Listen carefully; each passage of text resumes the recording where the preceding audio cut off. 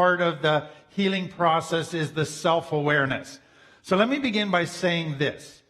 One of the questions that I get asked all the time when people start realizing what shame is they ask me, am I ever going to get over this? Will I ever heal from shame? And what they're hoping I'll do is say, yes, on this date in 2020, you will be over your shame. And what they are really realizing, though, as they get to understand shame is how deeply rooted it is, how much it affects every part of their life. And so they begin to realize this is going to be a lifetime journey. That you have thousands of triggers. You have all kinds of things that get kicked into motion once you're triggered. And so what you see when you start healing and growing is a bunch of different things. You get triggered less, first of all. And if you're dealing with the shame once it's triggered, if you deal with it in a healthy way, then you don't get triggered as often in that same area. So you'll start getting triggered less. And then if you're healing, the triggers become less intense. And then you're able to process through them more quickly. So currently it could be that once your shame is triggered, you're wiped out for 2 days in your head and in all your dark places. As you heal and grow, you can begin to work through stuff in 5 minutes, an hour, and you become kind of amazed at how quickly you get through stuff. So it is possible to make lots of healing steps forward, but probably the journey will go on at some level, to some degree, for the rest of your life. But I don't want that to be discouraging, because as you start to feel the healing, you'll be surprised at how much better you feel overall. So you will begin to experience benefits very quickly as you begin to deal with it. Part of what determines how long the journey is going to be is how much shame is there in your life, number one. How many triggers do you have? And how safe are your relationships? You can't heal from shame in an unsafe environment.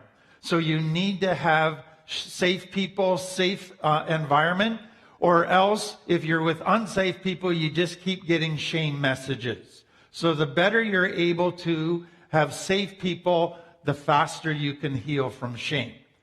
Next thing I want you to understand is this. The initial healing from shame is very real, but it's very fragile. Some of you might have this experience. You've been working on yourself. Let's say you've been coming to Finding Freedom, React, and you're starting to feel better about yourself. You're actually starting to respect yourself and accept yourself, and you're feeling really good, and then you go and spend the day with mom. And you come there going, I guess I never learned anything. I'm right back to feeling crappy about myself. And the point is this, you grew, but that growth is fragile. It's like new leaves on a brand new baby plant. And the slightest thing can destroy them. So part of what you have to do in recovery is really set boundaries to protect that growth so it can solidify and become stronger and stronger. So that is just up front that you need to be aware of. Okay, so I want to give you the 4 steps of healing that we've talked about so far. And you may not have realized I was throwing some of these in as we went along in the first 5 talks. But over there, every talk, there's been an element of self-awareness. And what we focused on last week is that to heal from shame, you have to take this thing that's been operating at a subconscious level and bring it to the conscious level so you understand how you're triggered, what you do when you're triggered.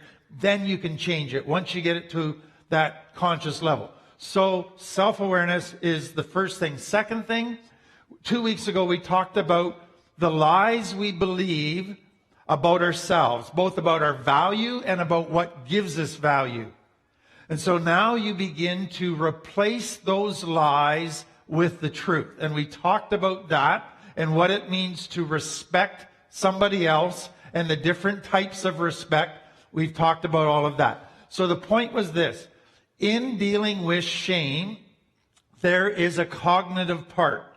There's a a replacing lies with truth part, but it's not the only part. There's an emotional part and lots of that we're going to get to. The other thing that we saw is in your brain, you have a limbic system that has become it speaks a lot of lies to you based on how you feel. And shame is a negative feeling. And so your limbic brain says, you're not worth anything. You shouldn't respect yourself. You deserve to fail, blah, blah, blah, blah, blah. But now you've got a cortex that disagrees with your limbic brain. So you have a battle going on in your brain between your limbic brain and your cortex brain. And so the goal of recovery is that your cortex brain trumps your limbic brain. So when shame gets triggered, limbic gets fired up and it wants to trump your cortex. And so what you're doing in healing is saying, shut up, limbic brain. Here is the truth. I'm not listening to the distorted stuff you tell me, and it feels like truth, but I know it's a lie. And now I'm going to respond and act on my cortex, not on my limbic brain. And then the other piece that we talked about is beginning to have positive affirmations about yourself that you know are the truth about your value, about who you are. So that's part of that cognitive piece. The third one that we've talked about with that is developing a healthy value system. So shame says, I have no internal value. All my value comes from what I do or from my external world. And so now what you have to do in healing shame is saying, I can't base my value on what I do or my external world, because what happens if that changes and I'm no longer able to do it? I have to find my value in my internal world, my inherent value. And that, all of these are a process. All of these don't happen overnight, but they are stuff that you begin to work on and you begin to experience the changes. So getting the right value system. Now, one thing I want to add to that is we talked about sometimes there's a healthy part of getting value from what I do. But if that's the only source of what makes me feel valuable, then it's going to lead me astray. So I need to be serving in some capacity, but I have to get value from all kinds of other healthy things, not just from service. So that was the third one. The fourth one, if I have value, I treat myself with respect. My limbic brain says I don't feel valuable, so I'll treat myself by beating myself up, putting myself down. Cortex says, no, I have value, so I will treat myself with value, even though I don't feel like I have value. So you're acting your way to new, healthier feelings. You're saying, I have value, treat myself that way regardless of how I feel. And that is the challenge in dealing with shame. You are choosing to act on what you know is the truth, even though you don't feel it's that way. So you're fighting your feelings by choosing to act by treating yourself with respect. And that can be some of the hardest stuff to do. Treat yourself with respect. So bottom line is, as you treat yourself with respect, you start to feel more respect for yourself. You start to feel like you can require others to have to treat you with respect. You don't have to put up with their disrespect. And that creates even greater growth for you in dealing with shame. So those four we've kind of covered. Now I'm going to bomb my way right through a whole bunch of other ones.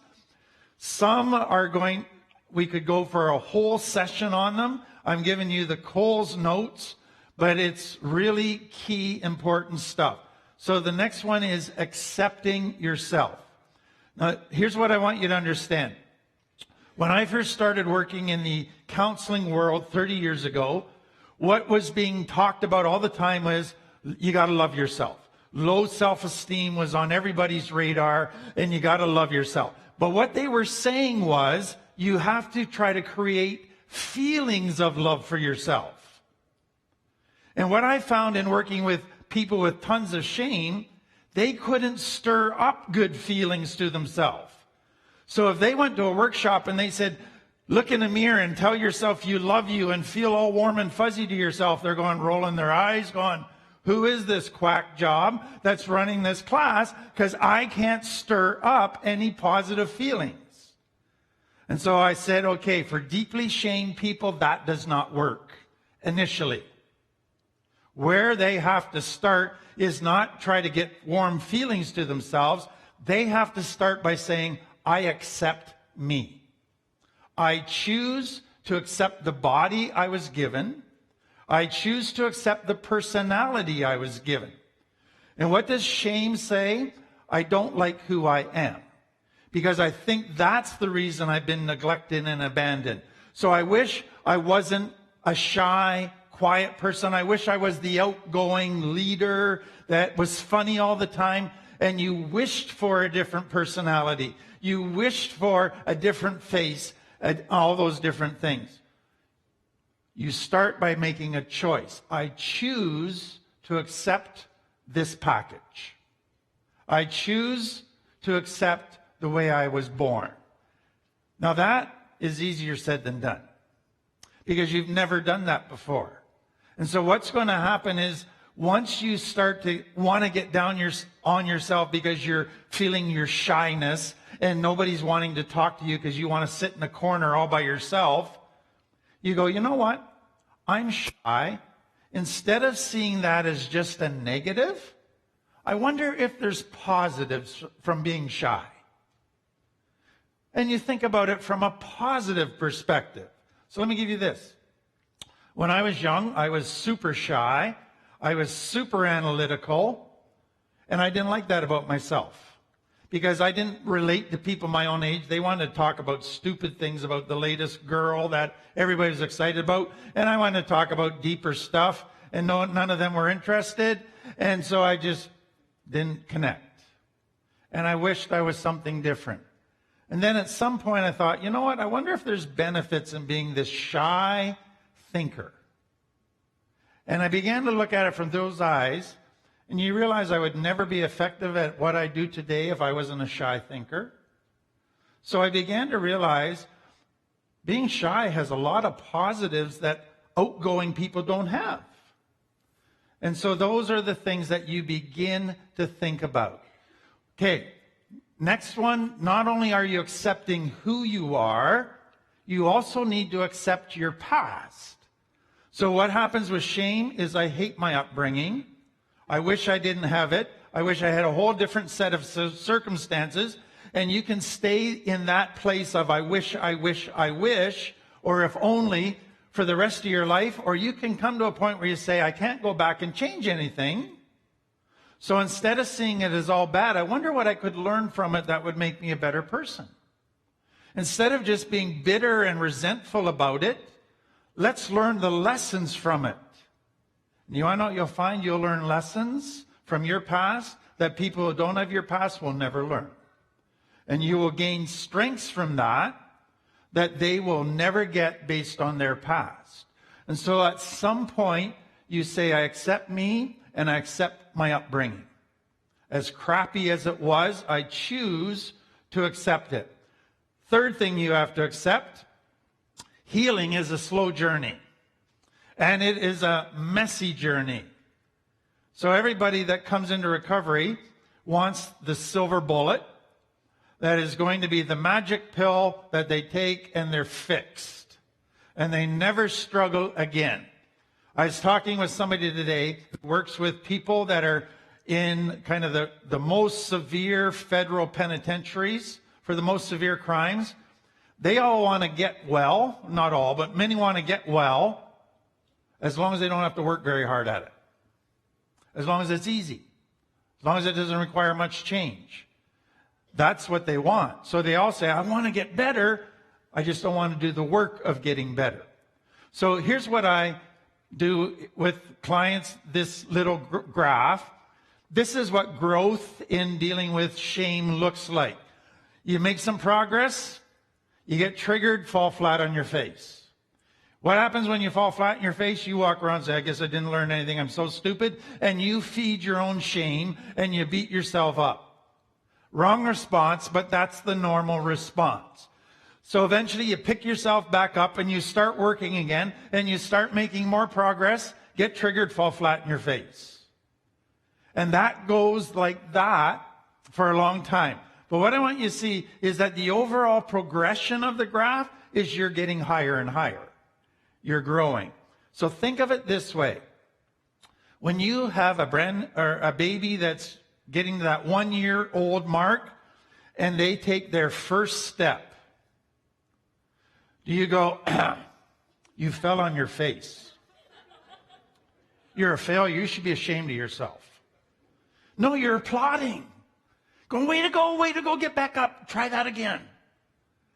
And you don't fault them. You don't judge them. You don't criticize them. You realize that to learn such an important skill like walking, which I'm told takes several hundred muscles within the body to get all figured out how to stay balanced, you know that takes a lot of falling on your face.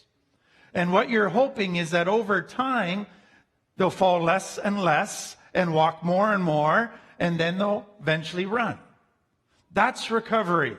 You are learning a whole new set of skills that is using muscles and abilities and brain circuits that are brand new, that you've never used before. You're not going to get it perfectly the first time. If you don't accept that the journey's like this, you're going to beat yourself up and feed your shame every time you fall on your face. And you will not progress very far. So accepting the nature of the journey is important. Now let me add one piece to this. The problem with complex trauma is that failure becomes something that the person sees as only bad. Failure never led to anything good, just to pain and punishment. But what was the actual design of failure? It was positive. It was to be an example that you could learn from. So failure was to be turned into a positive. That was the design. But if you come from a background where failure was always bad and always was painful, you're afraid of failure. And so what you're doing in recovery is changing your thinking there and saying, okay, I'm going to fall on my face. That's not the end of the world. That doesn't mean I'm a total failure. That means I now have something I can learn from so I don't repeat that again. And it turns into a positive learning experience. Number 8, and you're going to see these all begin to overlap a little bit, but you have to forgive yourself for what you've done in the past. And when you fail today, you have to deal with it, change, and forgive yourself. So what happens for a child that comes out of complex trauma? When you do something wrong, there's no way to fix it. You get punished for it, you get thrown in your face, and so you learn that if you fail, beat yourself up, get down on yourself. That's how you were parented, that's how you now parent yourself. That feeds shame. Now let me take it a step further. You have done a lot of things that you're greatly ashamed of, stuff that has hurt your children and created trauma in them. You made a lot of mistakes in your teens and 20s that you wish you could redo and take back. But you have to, with complex trauma, go back to the child who's living in danger that they cannot resolve, they cannot fix, they cannot get out of to a healthy place. What was their only solution? Fight, flight, freeze. Survival. The very tools needed to fight, flight, freeze, lying, not trusting, wearing masks, they messed up your life. But don't punish the child for trying to survive. Don't punish the child for using the only tools they had available to survive. You can't go back and change that child's decisions, so don't punish them. Don't punish yourself for those survival decisions. You can change them now, and you need to do that, but stop beating yourself up for the things you did to survive. That is the point I want you to get. Now let me take it further. Many people think of forgiveness as a feeling, a limbic brain thing. I'll feel or I'll forgive myself when I feel that I've paid for my crimes. Well, guess when that's going to happen? Never. Because you'll keep beating yourself up, which will lead to more failure, which will lead to more beating yourself up, etc. It becomes a vicious cycle that is spiraling downhill. So what you have to do is this. I choose to forgive myself. And what that means is if I fail, or if I have a memory of a failure, instead of going to the negative tapes in my head where I beat myself up, I say, no, not going there. I forgive myself. I choose to change. I choose to learn from that and become better because of it, but I'm not going to go beating myself up. That's what forgiveness is in forgiving yourself. Absolutely essential if you're going to deal with your shame. Now, the next two are tied together. Remember, we said that shame is a child looking into the mirrors of the people in their life. And the people of significance in their life reflect back to them by what they say and do, the value of the child, who the child is. So if the child's neglected and abused and abandoned, what's being reflected back to them is you're a zero. You're not worth love. You don't have value. So those are the mirrors of their life, but they're all distorted mirrors. So what you have to do now, if you want to heal your shame, is you got to surround yourself with more accurate mirrors. People that will reflect back to you a more accurate picture of your value, of who you are, that you are lovable, that you are significant. But then with that, you need boundaries with unhealthy mirrors. So you might have to say, I can't hang around with my mom for now, because the growth and the healing is too fragile. And if I spend too much time with her, it's going to get mowed down and crushed. So I'm going to need some boundaries with the distorted mirrors of my life. You want to know that that's one of the hardest parts of recovery for a lot of people. You want to know what many people are still looking for and they don't even realize it, even though they might be 30, 40, or 50 years old? They're still longing for mom and dad to validate them. So every time they grow, which is going to happen as you deal with your shame, guess who they want to go tell about it? Mom and dad. So mom and dad will go, we're so proud of you. Usually doesn't happen that way. And you go running to mom and dad and you say, I'm growing. Here's what's happening. And they'll think you're better than us, do you? And they mow you right back down. And you're crushed again. So you have to realize, if I keep looking to them to validate me, I'm never going to heal beyond a certain point. I need boundaries with those kind of people. And it's usually family members that need them the most until I get strong enough to deal with it. And I need to find healthy mirrors who give me good validation. And I need to learn to validate myself. So boundaries with mirrors is crucial. Okay? So that's not something you do internally. That's saying other people still influence my shame. And so I have to have a system in place to protect myself from the wrong ones. Next one. Connect with healthier people. Now, I'm not just saying have healthier people as your mirrors. What I mean is this. Shame was caused by not being able to connect at an intimate level with people. And so you've concluded that the reason people didn't connect with you is because you weren't good enough. It was your fault. And that creates the shame. A huge part of healing shame is connecting in a healthy way with safe people. Do you want to know what the fear of a shame-based person is? I'm going to develop a relationship and I'm going to start become more authentic. I'm going to take my masks away. I'm going to start to open up. And then you get to some doozy secret. And then you share it and you go, oh, they're probably judging me. I can never face them again. And you go to that place. You want to know what usually happens when you do that? If you're with healthy people, they go, you go through that? I went through that. Wow, it's so good to have somebody that understands. And you go, I wasn't judged. I was loved. I was accepted. I'm respected. And you heal a little bit more. So part of connecting with people is opening up, not being judged, but then developing conversations and interactions that go to the real stuff in your life. Okay, next one. We're flying along. Begin to learn about yourself. What does shame do to a person? You don't like who you are. You try to become somebody else. Now when you start to heal, you go, I don't know who I am.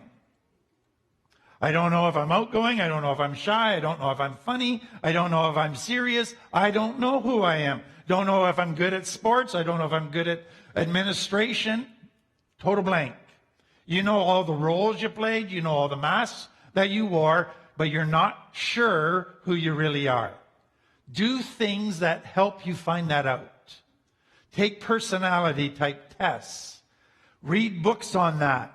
Begin to explore what interests me.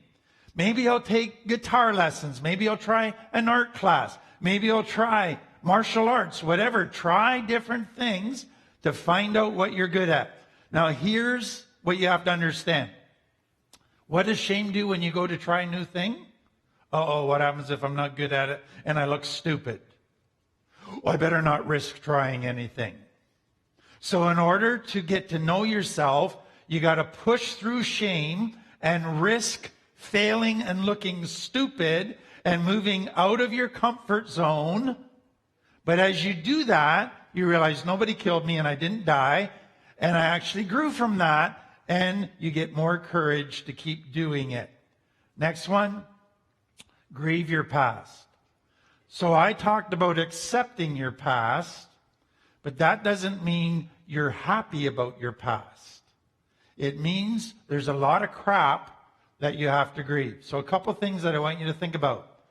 One of the things that you're grieving with shame is you didn't get a healthy childhood that you should have got. So you're grieving something you never had, but you should have had. So you've lost something that you've never had, but you've lost something you should have had. And so part of what happens as people get to know about complex trauma and their shame is they begin to realize how much their childhood affected them. And they start to go, I wish I had a different childhood. I wish I didn't go through that. And then they start grieving what they didn't have. Secondly, you grieve the many losses that you did have. The loss of connection, the loss of certain friendships, the loss of certain things because of choices by family or yourself. So there's a grieving part that is part of the healing process. Next one, you have to have a clean conscience. So what we talked about in the first talk was this. Guilt is about what I do. Shame is about who I am. The problem with complex trauma is when you do something bad, they say you are bad. So they blend guilt and shame. And so what happens now when you fail, you do something morally wrong, you tell a lie, you cheat, whatever, it feeds your shame. And you walk around saying, not only did I fail, I'm a failure. And it feeds your shame. So, if you do something morally wrong and your conscience bothers you, clean it up right away. Because if you don't, it's going to keep bugging you and it gradually is going to pull you into deeper shame. So that becomes an important piece. Next one, service. And what I want to say about this is for many people, service is important in finding out what I'm good at. what I can offer people, and it helps me heal to realize I have something to offer. But for some people, it's very dangerous. Because if you got your validation as a child from helping everybody, and you were the perfect little servant around the house, and that's where your validation came from, to step back into a service role could really mess you up. Because it could pull you back into looking for validation, which comes like a drug. So if that was part of your validation growing up, be very careful as you get into service. Don't go there unless people in your life think you're ready for it. Because it's very easy to get there, and then once you're there, you stop working on yourself, you get wrapped up in all that you're doing, and then if you're struggling, you're afraid to say anything because now everybody's looking up to you, and it becomes a disaster. Next one, many people find there's a value in healing shame in the spiritual thing, in a higher power, in a new belief system that is a better definition of happiness, of value, of what makes life work. All of that can be important. If you do have God or a higher power, that becomes for you a mirror that you believe is the most accurate mirror in the world, and that tells you the truth about yourself better than anybody else. So that one is important.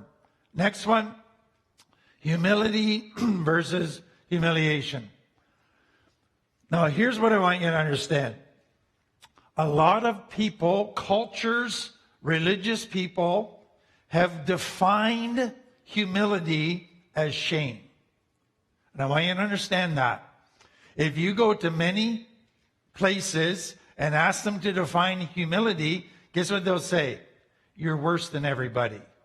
You never walk around and say, I accomplished something. You see yourself as less than. And so if you ever feel good about yourself, shame on you, you're proud. You should be walking around saying, I'm a nobody, I'm no good. And that's how they define humility. You realize that is the wrong definition. And if you're going to heal from shame, you need the right definition of humility. And the right definition of humility is this. You see yourself accurately. And what does it mean to see yourself accurately? I'm not better than or worse than anybody. Humans, we're a level playing field. We all have equal value. Secondly, humility says, I want to learn. I want to keep growing. I don't want to get locked into this place where I can't risk trying anything for fear of failure, or I can never be wrong because I might be humiliated. So the fear of people from complex trauma is if I humble myself, I will get humiliated. And humiliated was terrible. Humility is totally different. It is seeing myself accurately. It is being open to change, to growth, to learning. And that is absolutely essential if you're going to heal shame. Now, the next one is inner child. Now, we spend a lot of time at React.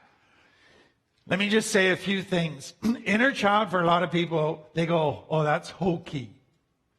That's just weird. What are you going to ask me to do? So here's how I talk about it. I think everybody that I deal with from complex trauma, if I say, do you still sense there's a little child in you somewhere? They all agree.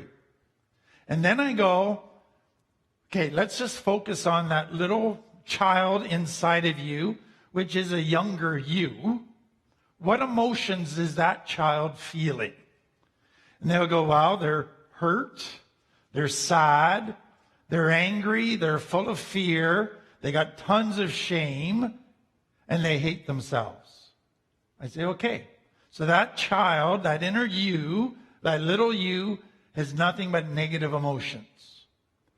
How does that child look physically? They got their head down, they're curled up in a fetal position, they can't look at people in the eye. They can define and describe that child. Okay, how does that child feel about you, the adult? Ooh, he doesn't trust me. Why? Because I abandoned that child. I hated that part of me. I didn't want anything to do with that part of me. I was impatient with that part of me. I was embarrassed by that part of me. Okay, so that child feels abandoned by you and doesn't trust you. But that child is you. It's a part of you. So healing from shame is taking that part of you that you've rejected and been embarrassed by and accepting it and nurturing it so that it feels loved and it can heal and become part of the adult you. So that's what this is about. So then I say, okay, let's just say one of your biological children spilled their milk or fell off their bike and tore a hole in their brand new pair of pants. What would you do to that child as they're crying and angry at themselves? You would hug them. You'd say, it's okay, it's just things, etc. You would nurture them and comfort them. I go, what happens if your little child fell off their bike and messed stuff up? I would be in that child's face, criticizing them, calling them down. So here's what I want you to understand. You parent your biological child differently than you parent yourself. You're loving and nurturing and comforting and understanding to your biological children because you know what shame-based parenting did to you, but yet when you parent yourself, you still use shame-based parenting. People don't grow from shame or heal from shame until they parent themselves in a loving, nurturing way. And that starts with that little part of you that you've always been embarrassed by. So let me just read this. It came out recently. I found it. It says, toxic shame has its root in childhood, abandonment, abuse, and trauma. And you're familiar with all that. As such, feeling better will almost always go back to accessing your childhood self, the very part of you that was confronted with the trauma in the first place. Learning how to interact with and care for your younger self is called inner child work, and there are a number of reasons why this practice is powerful. Firstly, inner child work helps you access feelings that you have repressed and disassociated from in an attempt to protect yourself as a child. By re-experiencing these emotions, you'll be able to release them from your body and mind and generate deep healing. So you connect emotionally. Secondly, inner child work is tremendously insightful and revealing. Often some of the most important questions you've carried consciously or subconsciously are answered while doing inner child work. And thirdly, inner child work is learning self-compassion in action. When you learn how to reparent your inner child, you develop a deep, strong connection with yourself, which has a ripple effect on the rest of your life. So what's inner child work? Reparenting yourself, learning to parent yourself with compassion, learning to stop beating up and rejecting and abandoning yourself. Final point, number 19, be patient. It takes time.